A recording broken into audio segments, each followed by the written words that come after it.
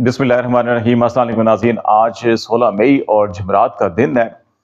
सबसे अहम खबर आज की जो स्टोरी ऑफ द डे है वो इमरान खान की सुप्रीम कोर्ट में वीडियो लिंक के जरिए पेशी थी। और इसके बैकग्राउंड में अडयाला जेल में, सुप्रीम कोर्ट में, इस्लामाबाद और रावलपिंडी में क्या कुछ होता रहा, क्या कुछ चलता रहा। और बिलखसूस जब इमरान खान की एक तस्वीर सोशल मीडिया के ऊपर आ गई और फिर उसको इमरान खान की लीगल टीम ने तस्दीक भी किया कि ये अडयाला जेल का कौन सा इलाका है और कौन सा कमरा है जहाँ पर ये इमरान खान बैठे हुए हैं। तो उसके बाद फिर रावलपिंडी इस्लामाबाद के अंदर दौड़ें लग गई, क्योंकि इस वक्त पाकिस्तान के अंदर जो हुकूमत है वो इमरान खान की एक झलक, एक वीडियो या एक वीडियो बयान से इतनी खौफजदा है कि पाकिस्तान की तारीख में मैंने अपनी जितनी भी सहाफ़ती तारीख है उसमें मैंने इतना खौफजदा किसी हुकूमत को नहीं देखा जितनी ये हुकूमत जो है कि इमरान खान की पब्लिक अपीयरेंस से या इमरान खान की आवाम के अंदर जो है कि उनकी कोई बात या बयान जो है उसको लेकर आने के हवाले से जितनी जो है ये टची है, सेंसिटिव हुई हुई है और जितनी खौफजदा हुई हुई है, ये मैंने कभी नहीं देखा। और ये सारे आज क्या कुछ चलता रहा, ये तस्वीर बाहर आई कैसी और आगे होने क्या जा रहा है। नंबर वन एक चीज़ जो है कि हम डिस्कस करेंगे। दूसरा बड़ा मामला जो है कि वो अभी आप जैसे जैसे आप देखेंगे कि दिन आगे गुजर रहे हैं कि हुकूमती सतह के ऊपर वो तमाम यके बाद दीगरे एक एक करके जमातें या अरकान या रहनुमा जो सियासी अपने आप को कहते हैं वो सामने आ रहे हैं मीडिया के ऊपर और मुसलसल बाबर सत्तार जस्टिस और जस्टिस अतर मिनल्ला को टारगेट किया जा रहा है। और इनकी बुनियादी वजह क्या है, इन दो जजेस को खास तौर के ऊपर क्यों टारगेट किया जा रहा है। कुछ अर्सा पहले जस्टिस मोहसिन अख्तर कियानी को टारगेट किया जा रहा था, लेकिन अभी बाबर सत्तार और जस्टिस अतर मिनल्ला क्यों इस तमाम जो सरकारी अरकान पार्लियामेंट है या कुछ लोग स्टैब्लिशमेंट के मोहरे हैं, ये इन दोनों के ऊपर क्यों बरस रहे हैं और इसके पीछे क्या वजूहत हैं। और अब इस मामले को लेकर सुप्रीम कोर्ट ने बिलाखिर जो अज खुद नोटिस लिया है, इसके पीछे भी क्या मुहर्रिकात हैं। और फैसल वाडा को जो अज खुद नोटिस जो उनकी प्रेस कॉन्फ्रेंस थी और इसमें खास तौर के ऊपर जो है कि बड़े सख्त अल्फाज इस्तेमाल किए गए, उन्होंने एक खत लिखा जस्टिस बाबर सत्तार की जो वो कम्युनिकेशन थी जस्टिस अतर मिनल्ला के साथ, जब जस्टिस अतर मिनल्ला चीफ जस्टिस थे और उनको जज बनाया जा रहा था, उसके तनाजुर के अंदर उसको उन्होंने आर्टिकल 19A के तहत मांगा था, जो उनको अभी तक नहीं उनका जवाब मिला था। तो अभी जवाब भी इस्लामाबाद हाई कोर्ट की जानिब से जो है कि उनको जारी कर दिया गया। लेकिन इसके साथ ही उन्होंने इससे आगे जाकर जो जस्टिस बाबर सत्तार या बाकी अदलिया के बारे में जो कुछ कहा, जिस किस्म की धमकियां दी। और इंटरेस्टिंगली ये सारी की सारी जो प्रेस कॉन्फ्रेंस हैं आप ये देखेंगे कि अभी रिसेंट पास के अंदर हुकूमत ने 2 JITs बनाई कि अदलिया के ऊपर जो तनकीद करते हैं उनके खिलाफ मुकदमात होंगे, उनको जो है कि गिरफ्तारियां भी हुई।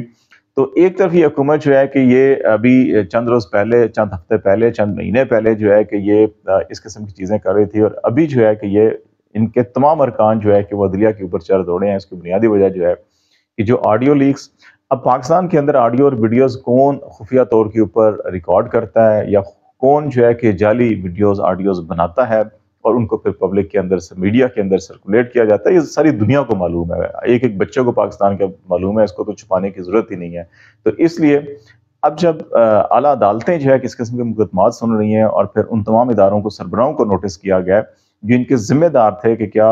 ये ऑडियोज और वीडियोज जो है ये जाली थी, असली थी, कहाँ से रिकॉर्ड हुई, कैसे लीक हुई और प्राइवेट लाइफ को कैसे जो है कि सुप्रीम कोर्ट के फैसले मौजूद हैं, पाकिस्तान के कवानीन कहते हैं कि ऐसी कोई भी हरकत नहीं की जाएगी। लेकिन इसके बावजूद ये सब कुछ हो रहा है तो ये तमाम इदारे खामोश क्यों रहे हैं, आंखें बंद करके क्यों बैठे हुए हैं और क्यों नहीं चेक किया जा रहा कि ये कौन कर रहा है। तो अब सबको मालूम है ये कौन कर रहा है, मीडिया को भी सबको मालूम है, तमाम इदारों को मालूम है, इवन अदलिया को भी मालूम है कि ये कौन कर रहा है। लेकिन वो जो लीगल ड्यू प्रोसेस है उसको कंप्लीट कर रहे हैं, एक के बाद दूसरे को नोटिस कर रहे हैं ताकि वो असल जो हाथ हैं पीछे बैठ के पूरे पाकिस्तान के अंदर ये सारा का सारा काम कर रहे हैं उन तक पहुंचने के लिए। अब जैसे जैसे अदालतें जो हैं कि उनके करीब होती जा रही हैं, उन्होंने अपने तमाम मोहरों को, चाहे वो सियासी जमातों के अंदर हैं, चाहे वो मीडिया के अंदर हैं, चाहे वो जहाँ पर भी हैं, उनको एक्टिवेट कर दिया और इसको नेशनल सिक्योरिटी के साथ जोड़ने की कोशिश की जा रही है, जो कौमी सलामती को शायद बहुत बड़ा कोई खतरा लाक हो जाएगा। अब अगर आप अपने ही शहरियों की ऑडियोज और वीडियोज जाली बनाएं या उनको रिकॉर्ड करें और फिर उनको लीक करें, फिर उनको ब्लैकमेल करें, तो इसका कौमी सलामती से क्या तल्लक है? दूर दूर तक इसका कौमी सलामती से कोई तल्लक नहीं। लेकिन इस किस्म की चीज़ें ये की जा रही हैं। अभी अहमद फराद जो कल भी हमने जिक्र किया, जर्नलिस्ट थे, शायर थे, उनकी जो अगवा हुआ है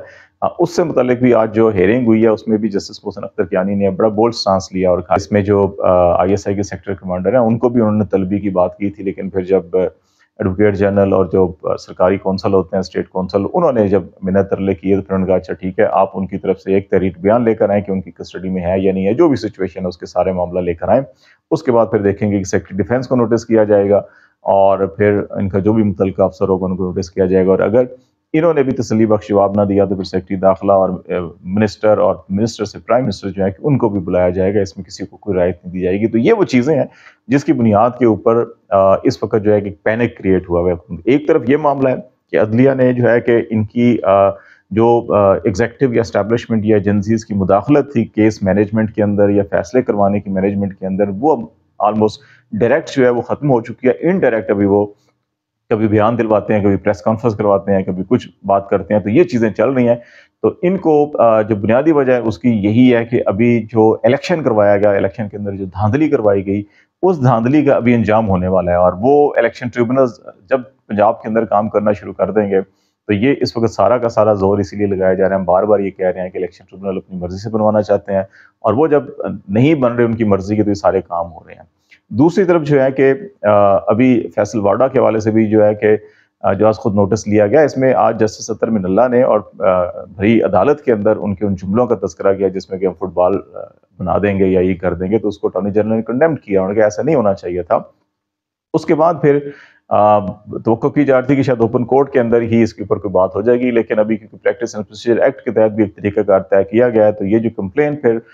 چیف جسٹس آف پاکستان تک پہنچی اور پھر اس کا یہ فیصلہ کیا گیا کہ کیونکہ اس میں 3 رکنی کمیٹی ہوتی ہے, جسٹس منصور شاہ, جسٹس منیب اختر بھی اس کے اندر کیونکہ انوالو ہوتے ہیں, تو اس لیے اوپن کورٹ کی بجائے جو ہے کہ بعد میں پھر اس کا ڈیسیژن ہوا اور پھر یہ 3 رکنی بینچ بنا. اس بینچ میں چیف جسٹس جو ہے وہ خود سربراہی کر رہے ہیں اور ان کے ساتھ جو ہے جسٹس نعیم اختر افغان جو وہ ہیں اور جسٹس عرفان سعادت جو ہے کہ یہ شامل ہیں. اور اس میں اب فیصل واڈا کو نوٹس کیا گیا. بہت سے لوگوں کا خیال ہے کہ فیصل واڈا جو ہے کہ اب پریشان بھی ہیں اور شاید وہ اپنی نشست بچانے کے لیے, سینیٹرشپ کی بچانے کے لیے, ان کی پراپرٹی بھی سامنے آ چکی ہیں کہ اب ان کے اندر گوشواروں میں ہے یا نہیں ہے, وہ بھی چیزیں شاید چیلنج ہوں گی. تو اس بچانے کے لیے شاید وہ معافی, غیر مشروط معافی, اس سے پہلے کہ وہ عدالت میں پیش ہوں اس سے پہلے پبلکلی شاید غیر مشروط معافی بھی مانگ لیں. تو یہ چیزیں ابھی وہ نہیں. اس کے بعد یہ کے بعد دیگرے اور نون لیگ کے MQM کے لوگوں کو بھی لایا گیا, اور یہ سارے کے سارے وہ لوگ ہیں جو فارم 47 کے تحت جیتے ہوئے ہیں, تو اپنی اس چیز کو بچانے کے لیے بلیک میل ہو رہے ہیں. یہ چیزیں چل رہی ہیں. اب معاملہ جو ہے کہ عمران خان کا کہ خوفزدہ حکومت اور اپنے قدموں کے اوپر کھڑے نہ ہو پانے والی حکومت کی, عمران خان کی ایک جھلک سے ڈرتے ہیں, عمران خان کی ایک پبلک بیان سے ڈرتے ہیں کہ یہ صرف یہاں پر جو ہے کہ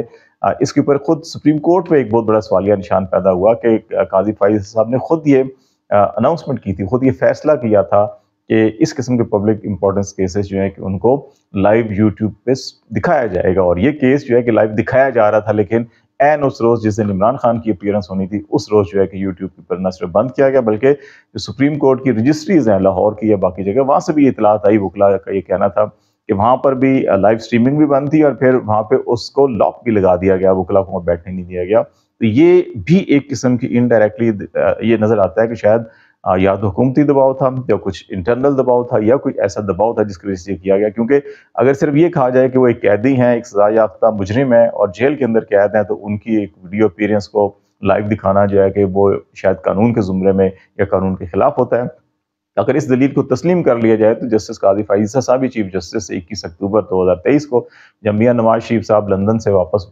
پاکستان آئے, اسلام آباد پہلے ایئرپورٹ پہ, وہاں سے پھر لاہور سے پھر جو ہے مینار پاکستان پہ جلسہ کیا, تو وہ کنوکٹڈ تھے. وہ نہ صرف کنوکٹڈ تھے, وہ مجرم تھے, سزا یافتہ تھے, بلکہ وہ ہائی کورٹ کے اندر جو بیان حلفی دے کر گئے, انہوں نے اس بیان حلفی کی خلاف ورزی کی, دھوکہ دہی کی, عدالت سے دھوکہ کیا انہوں نے. پھر وہ مفرور اور اشتہاری بھی ہوئے, لیکن اس کے باوجود جس طرح سے ان کو پروٹوکول دیا گیا, جس طرح سے ان کو یہ ان کے استقبال کو ریاست کے ٹی وی, پاکستان ٹیلی ویژن کے اوپر, ریاستی سرکاری ٹی وی کے اوپر اس کی بھرپور کوریج کی گئی, تمام میڈیا کو کہا گیا اس کو کوریج کریں, اس کو انسینٹیو پیکج دیے گئے تمام میڈیاز کو بھی اس کی کوریج کے حوالے سے.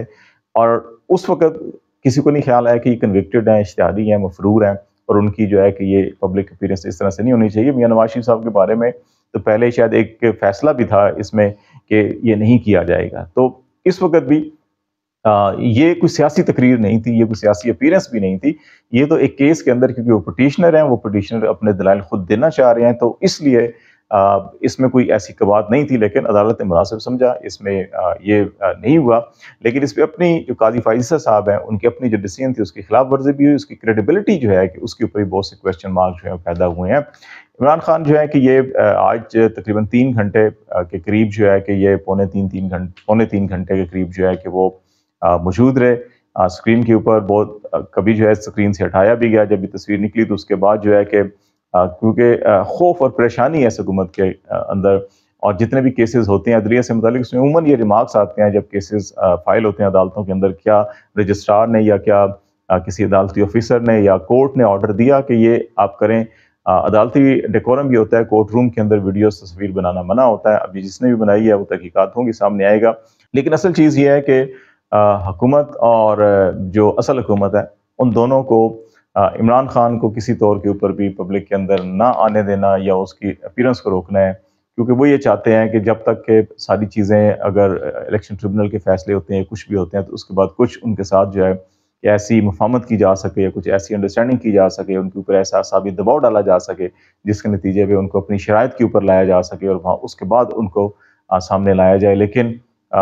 وہ قیدی نمبر 804 جو ہے کہ وہ کسی اعصابی دباؤ کا شکار نہیں ہو رہا. اور آج بھی جو ان کی وہاں پہ اپیرنس تھی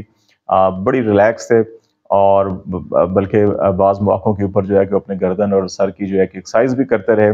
وہاں پہ جو موجود پولیس اہلکار تھے ڈالا جیل حکام کے، ان کے ساتھ گفتگو بھی کرتے رہے. وہ ان کی آواز میوٹ تھی لیکن محسوس ہو رہا تھا. تھوڑی سی بے چینی بے قراری بھی نظر آئی کہ ان کو بولنے کا موقع نہیں دیا گیا. یہ چیزیں بھی نظر آئی. جو ان کے سامنے لائٹ لگائی گئی تھی بہت تیز لگائی گئی تھی، اس کو بھی انہوں نے آہستہ کروایا. اور پھر ابھی نیکسٹ ہیئرنگ کے اوپر بھی ان کی بالکل اپیرنس ہوگی. ابھی دیکھنا ہے کہ جس طرح سے یہ آج تصویر نکلی ہے، اور اگر وہ اگلی ہیئرنگ کے اوپر اپنا سٹیٹمنٹ دیتے ہیں تو کیا ان کا ویڈیو سٹیٹمنٹ جو ہے اس طرح سے سامنے آئے گا یا نہیں آئے گا. اس کا کنٹینٹ تو یقینی طور پہ اوپر آئے گا. ابھی دیکھتے ہیں کہ اگلی ہیئرنگ کے لیے ڈیٹ تو ابھی، کیونکہ قاضی فائزہ صاحب بھی جو ہے ملک سے باہر جا رہے ہیں، 18 تاریخ کو واپس آئیں گے تو اس کے بعد ہی مقرر ہوگی. تو پھر یہ دیکھتے ہیں کہ اس دن تک جو ہے کہ کیا عمران خان صاحب باقی کیسز کے اندر رہا ہو سکیں گے، نہیں ہو سکیں گے، یا اس وقت جیل میں ہوں گے. تو پھر کیا چیزیں ساری ہوتی ہیں آپ کو اپڈیٹ کرتے رہیں گے. آج تک کے لیے اتنا ہی. خالد جمیل کو اجازت دیجیے. اللہ حافظ.